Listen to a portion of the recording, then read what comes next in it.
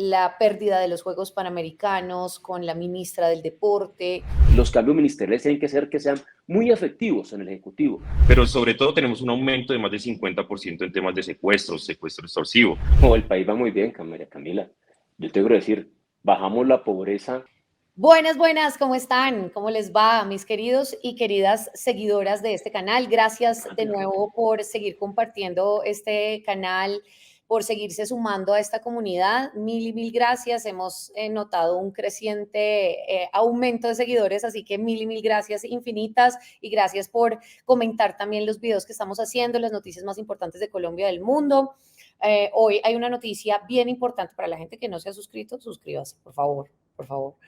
Hoy en una noticia bien importante que resurgió desde altas horas de la mañana y que tiene que ver con el presidente Gustavo Petro y su gabinete ministerial.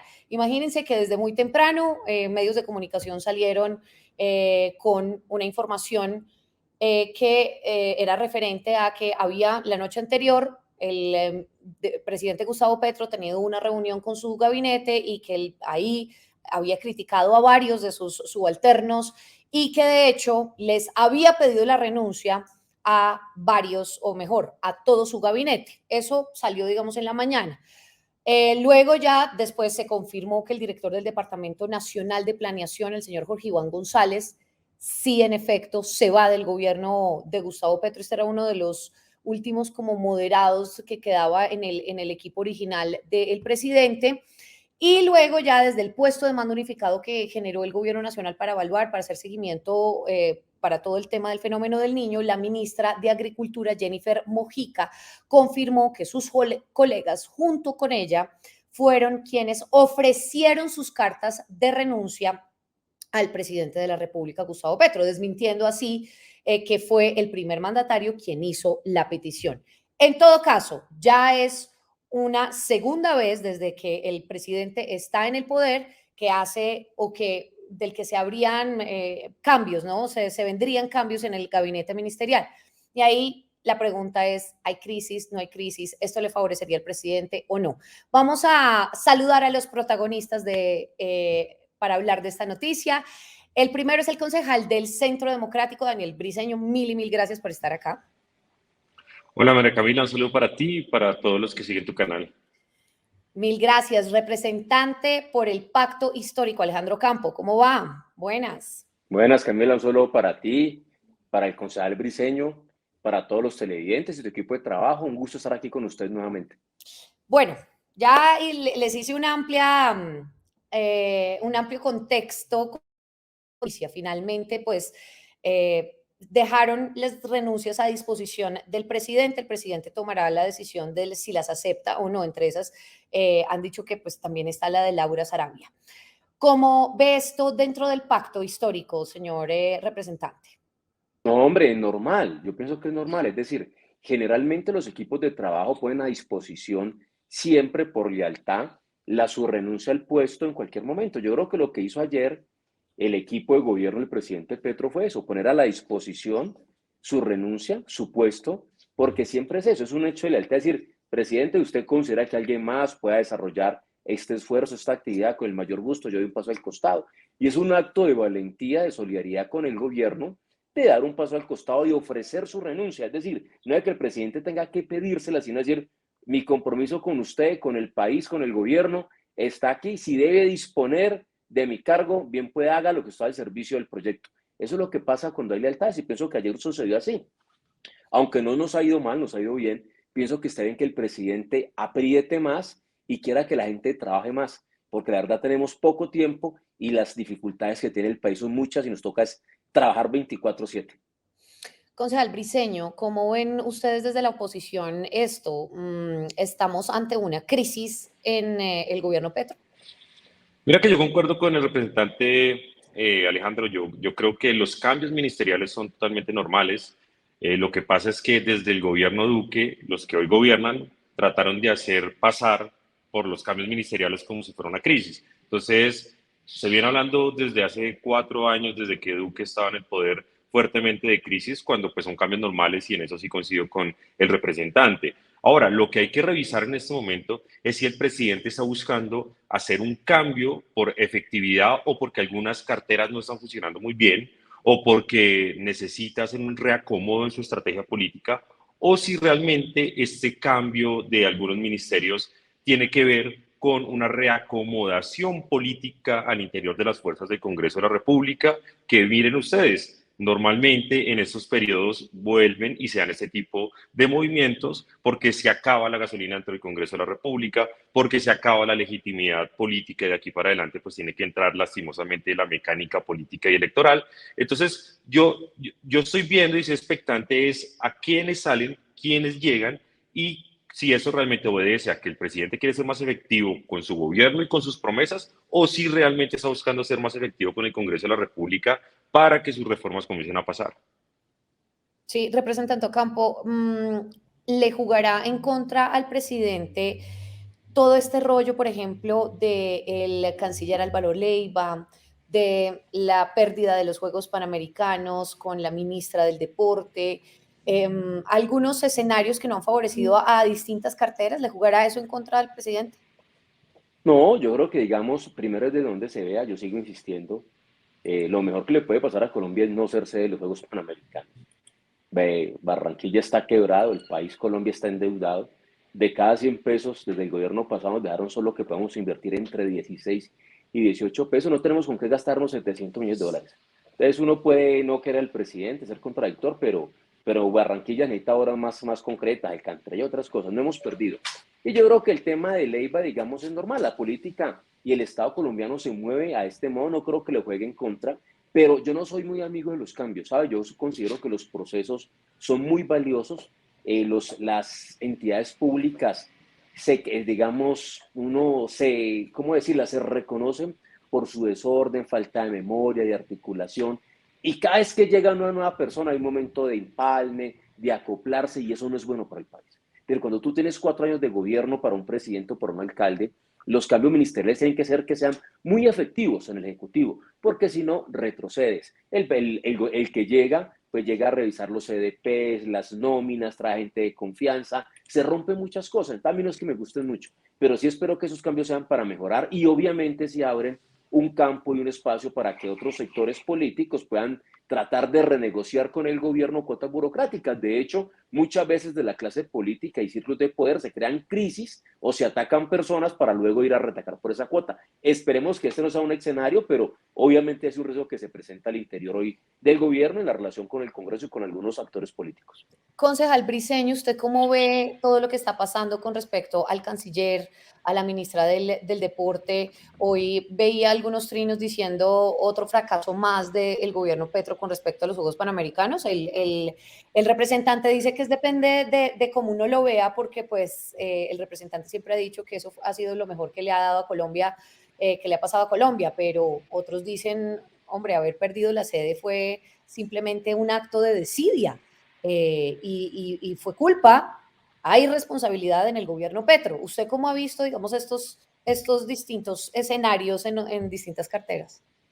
Bueno, no lo vamos a mirar desde los ojos del representante Alejandro, sino miremoslo desde los ojos del presidente Gustavo Petro. Lo que hizo el presidente en semanas pasadas fue darle a entender al país que era un evento importante, que era un asunto que lo tenía muy preocupado, a tal punto que trajo a Bogotá y se reunió con Alex Char y con el gobernador de Atlántico, personas con las que normalmente no se reuniría el presidente Gustavo Petro, todo para hacer una parafernalia de que el gobierno estaba tratando de recuperar unos juegos que obviamente ya entendíamos en todo el país que estaban totalmente perdidos. Pero el mensaje del presidente fue contrario al del representante Alejandro. El presidente quería recuperar, porque el presidente sabe del enorme valor e inversión que podría llegar a traer unos Juegos Panamericanos. Sobre todo conocía del enorme esfuerzo que estaban haciendo muchos grupos deportivos, escuelas deportivas, comités y demás que se estaban preparando para esos Juegos. Y además de las, ahí sí, oportunidades económicas y inversión que podría traer eso para el país, inversión real, no la de la casa de Davos en donde hubo algunas intenciones por tantos millones de dólares. Entonces, yo creo que para el gobierno es un golpe muy fuerte y sin duda yo creo que la primera en salir debe ser la ministra del Deporte. Concejal, Esto ¿puedo hacer una porque, pregunta? claro, claro. ¿Cuáles son las escuelas deportivas que están preparando y sean beneficiadas con los Juegos Panamericanos y cuál es la inversión que nos llegaría a nosotros y cuáles son las organizaciones que usted dice que están preparando y se van a beneficiar de los Panamericanos. Quisiera saber Ahí cuáles son, ya, en la cuáles. reunión, en la reunión con el presidente Gustavo Petro, Alex Shari, el gobernador del Atlántico, que también estuvo en la ministra del Deporte, pues el presidente también se reunió con el Comité Olímpico, en donde se expresaron las preocupaciones de muchas organizaciones, pues no se las puedo enumerar uno a uno, decir, no, que la de taekwondo, que la de esa.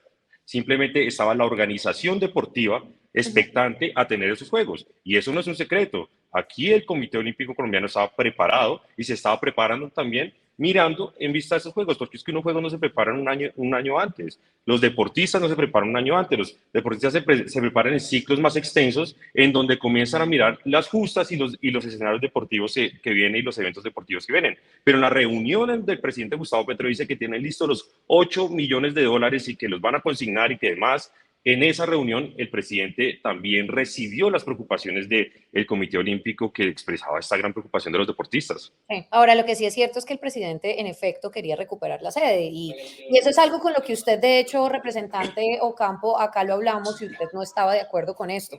Pero mire... Pero sí quería hacer una predicción, Camila. Sí, me sí. una predicción el concejal, hombre, porque lo que tenemos en Colombia es gente hablando de cosas que no sabe. La verdad, primero, ninguna escuela deportiva iba a participar de estos juegos. Acá participan solamente deportistas se clasifican, eso hace parte del ciclo olímpico.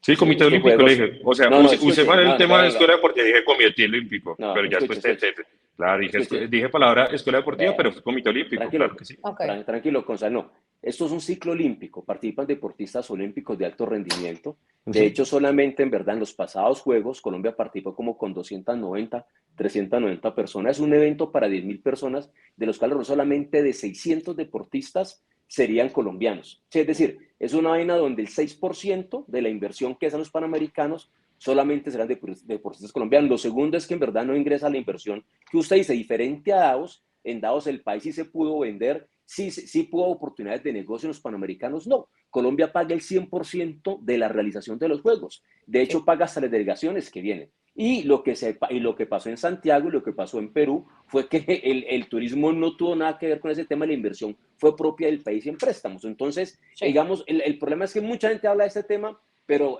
aquí pasa como en la Edad Media. A uno lo pueden sacrificar por decir la verdad. Recuerda que mataron varios astrónomos por decir que la Tierra no era plana, sino redonda. Bruno, por ejemplo. Aquí puede pasar así. Pero siempre, la historia de la humanidad es eso. Discutir sobre cosas que no se tiene claridad, generar sofismas, pero no es verdad. Colombia no tiene 800 millones de dólares para gastarse.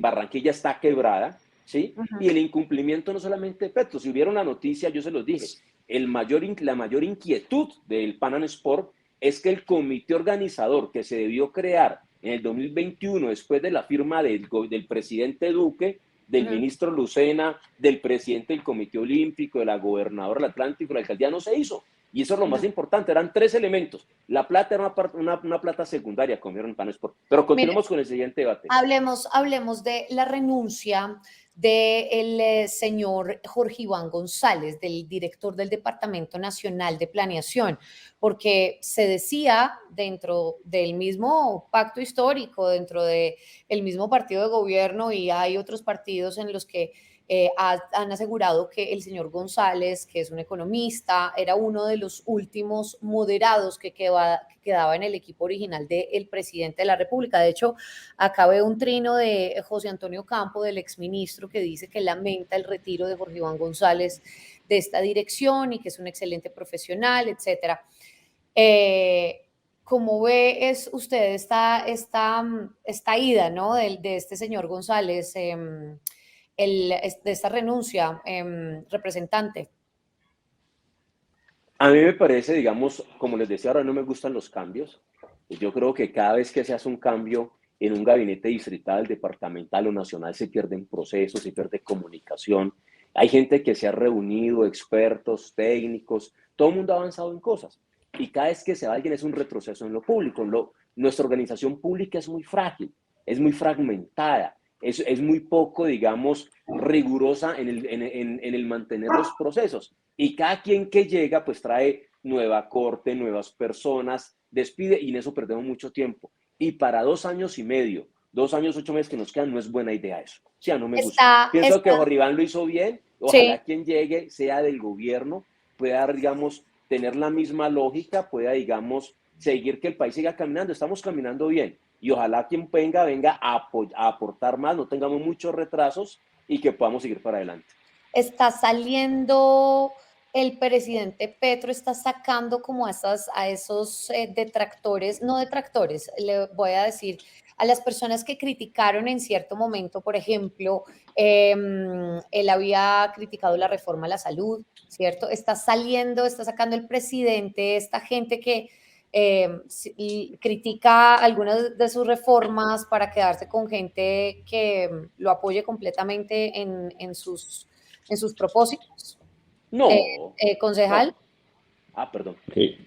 Es el mismo uso operandi, digamos, esto lo vimos aquí en Bogotá. El presidente siempre termina rodeado de aquellos funcionarios y aquellos ministros que le dicen sí a absolutamente todo. Es más, el círculo con el que está comenzando a encerrarse en estos momentos el presidente en el gobierno nacional es muy parecido al círculo con el que terminó la alcaldía de Bogotá. Está Bonilla, está Jaramillo, o sea, hay algunas personas más jóvenes que tienen las mismas características y comienza a salir el presidente pues de lo que nosotros llamábamos como esos polo a tierra respecto de su gobierno. Salió de el ministro José Antonio Campos, salió de la ministra Cecilia López, ahora sale de Jorge Iván. Entonces sale de esos polo a tierras y lo que hoy queda y lo que se comienza a configurar dentro del gobierno, pues yo le digo, políticamente es supremamente respetable porque son aquellos que viven las ideas y los proyectos del presidente de forma extrema, que muchas veces ni siquiera les importa la parte técnica y eso era lo que representaba Jorge Iván en el gobierno nacional en estos momentos. Representaba ese polo a tierra técnico que hacía realidad muchas promesas del presidente Gustavo Petro, pero que al tiempo lo mantenía aterrizado respecto de muchas normas, procedimientos, planes, COMPES y demás que se han formado durante muchos años. Entonces yo sí creo que pierde uno de los, creo que ya es el último pueblo a tierra que tenía el presidente y se comienza a configurar un poco lo que sucedió aquí en Bogotá hacia el año más o menos desde el 2013, se comenzó a configurar ese circulito en donde todos alaban y todos dicen sí a todo. Mire, yo, representante, y ya para ir cerrando, el presidente en la mañana de hoy se conoció que el presidente Gustavo Petro pues, fue nominado para el Premio Nobel de la Paz 2023. ¿No le parece un poco paradójico que esto esté pasando al mismo tiempo en el que hay una crisis ministerial, en el que han criticado muchísimo incluso a la primera dama por los gastos que ha tenido, en un gobierno en el que ha habido varias cosas que probablemente han tenido otros gobiernos, ¿verdad? Retos, dificultades y demás, pero ¿no le parece un poco paradójico que sea nominado a Premio Nobel de Paz cuando el país, digamos, no está en las mejores condiciones? Oh, el país va muy bien, Camila. Yo te quiero decir, bajamos la pobreza del 39 al 33%. La recibimos en el 2022 con el 36% y el presidente ha dado 3 puntos. El presidente recibió la pobreza monetaria en las zonas rurales en el 48.9% y la tiene en el 45%. Recibió Quibdó, le entregaron Quibdó con el 67% de pobreza, es decir, en Quibdó de 10 personas, 7 eran pobres, hoy van en 62, hemos bajado unas 6, pero sigue siendo muy alto. 3 capitales de la costa, Sincelejo, Valledupar, se me va otra, están en el 50%, de cada 10, 5 son pobres. Y el presidente lo ha bajado. Bajamos la inflación. El año pasado, dígase bien, se recibieron 13.000 millones de dólares de inversión extranjera, la cifra más alta en los últimos 9 años, el desempleo Claro. el más bajo en los últimos 6 años. Es decir, Pero el párame gobierno bola, no va mal. pero Sí, es, no, pero el un, gobierno es, no va un, es mal. de paz, ¿no? Entonces hablemos de paz, hablemos del tema de paz Hablemos. y No, de entonces, legalidad y de lo que está pasando en los territorios, porque siguen, claro. Entonces fueron nosotros no recibimos, 181 asesinatos de líderes sociales que siguen total, ocurriendo, ¿no? El año claro. pasado, etcétera.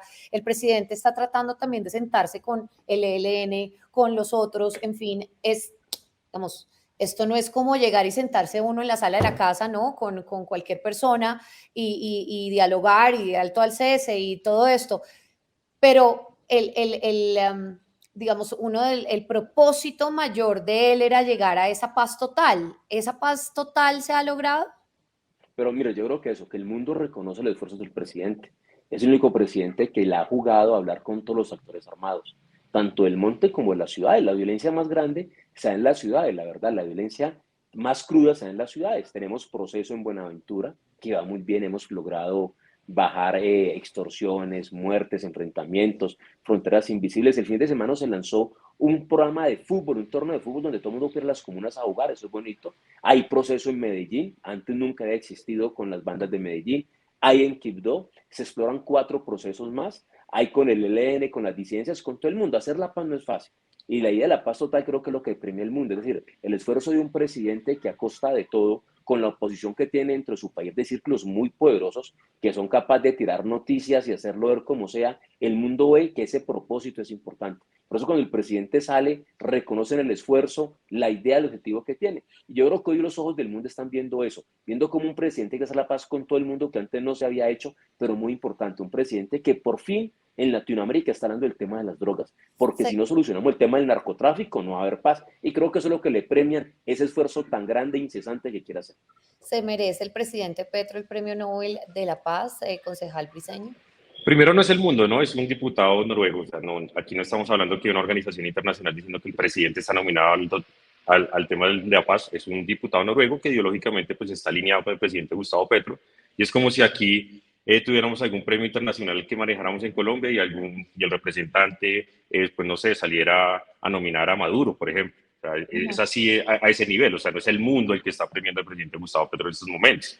Segundo lugar, llega un momento en el que las cifras están totalmente claras. Tenemos un aumento del 8% de las masacres del año pasado, tenemos 0 disminución en el tema de homicidios, que eso es una cifra que el gobierno no ha dicho y son cifras del propio Ministerio de Defensa.